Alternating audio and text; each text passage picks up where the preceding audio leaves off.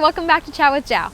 Today we're going to taste and recreate 7LEAVES Cafe's Mung Bean Milk Tea. On this series, I'll be tasting delicious foods and trying to recreate them at home. Join me as I learn new things and find out what it takes to make amazing food. This cafe is known for their labor-intensive drinks. Apparently, they start each day stewing, brewing, and cooking all of their drinks with natural ingredients. This one is one of the most popular ones in the Bay Area. And whenever we come, the line is always out the door. Today, we're going to check out one of their most popular menu items, the Mung Bean Milk Tea.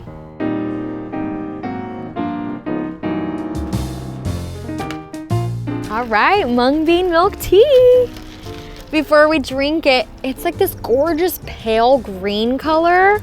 Ooh, it's greener than I expected. It's also pretty liquidy. I wouldn't describe, it's not like a slushy or anything. Oh, it's really good. The texture, it's really smooth, like milk tea, but it's got like this little itty bitty of like a grittiness in the back of your throat. That must be from like the ground up mung beans that they have in there. It's cold, it's sweet, it's creamy. I would say a good amount of milk in here. Oh, you know what it reminds me of? It reminds me of that Vietnamese dessert, Che Ba Mao, and it's a 3-layer dessert, and it has pandan jelly, mung bean, and red beans. And on top there's shaved ice, and it's like covered in coconut milk. It tastes like that. It's got like some pandan flavor in it. Oh, and there's definitely like a coconut milky base. It works really well together. Like there's not one flavor I can pick out, but it has a really nice pandan flavor in there in the background. And it's not like that fake pandan just to extract. So they must use real pandan leaves to cook this. You know, I don't actually taste too much tea in here. So there's probably not too much caffeine if that's something you're looking for. And what I love about this drink is that there's not really a very strong aftertaste. There's not any of that, like sometimes some drinks give you kind of like a sticky film in your mouth after it. It's obvious it's very natural and there's a lot of natural ingredients in here. When I first chose to do the Mung Bean Milk Tea, I thought it was going to be a simple little milk tea. And I feel like this might be a little more complex than I expected. But whenever I'm at 7LEAVES, I also really like their Vietnamese iced coffee. So if you're ever in an area that has a 7LEAVES, I would definitely check this out. But Mung Bean Milk Tea is my absolute favorite.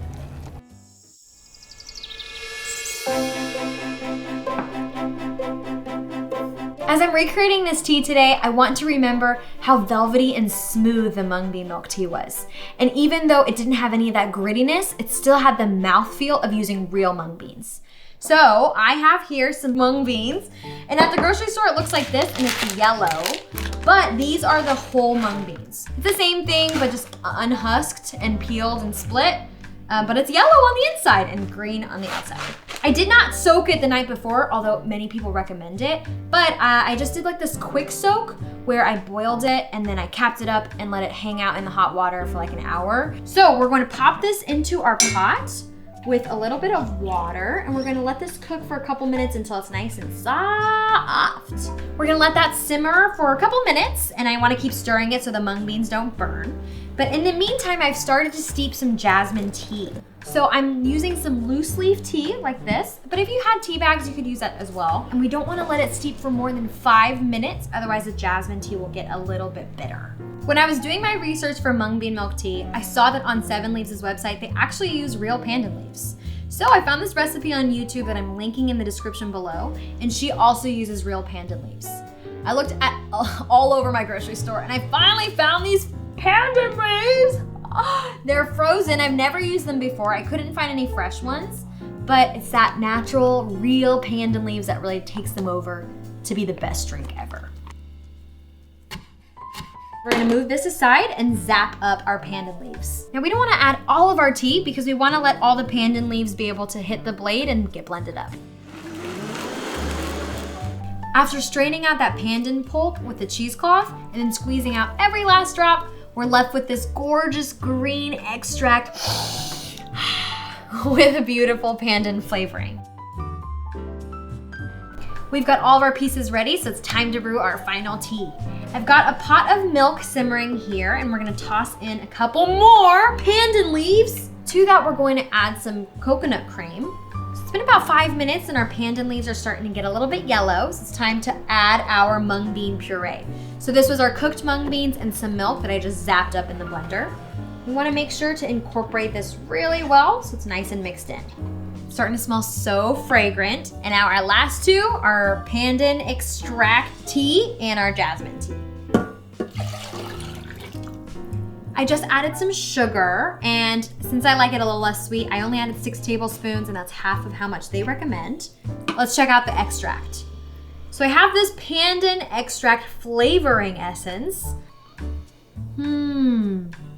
It's got that kind of like a fake smell. I'm kind of concerned that if I put this inside, it might just mess up this whole gorgeous pot I've got going on. So, what if I put a little bit of my tea, oh, do not want to spill that. I put a little bit of my tea in here and do like a little taste test cup. I actually think it does elevate that pandan flavor, and the aftertaste is still very clean. I don't have any like a fake flavor or anything like that. I ended up using just 1/8 of a teaspoon, but it kind of depends on what pandan extract you're using. Just like taste as you go, see if you like the smell of it, and maybe you would like to add some more. And we're going to strain it one last time to get rid of those big mung bean pieces. Oh, okay, nice. Oh no! Let's give it a taste. Ooh. First impressions, it's nice and thin. It looks like the same consistency. It's not as green. And I notice it's probably because I didn't use as much pandan extract. I did have food coloring, but I just wanted to keep it natural, so I didn't add any food coloring in there. Let's give it a little stir. Okay, mouthfeel wise, perfect texture. Nice and creamy still. Ours actually has a more jasmine tea flavor than I think 7LEAVES does. Sweet, I have that hint of coconut.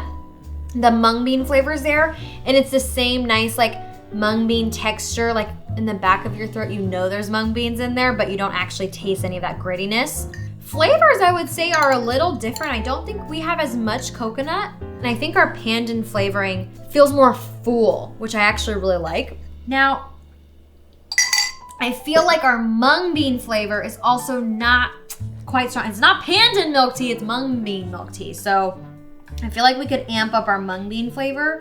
But overall, was this worth it to make? First of all, I thought I was going to make way more than what I made. This is like 2 large cups, maybe. So 7LEAVES workers must be making like vats of this in order to sell so many cups a day.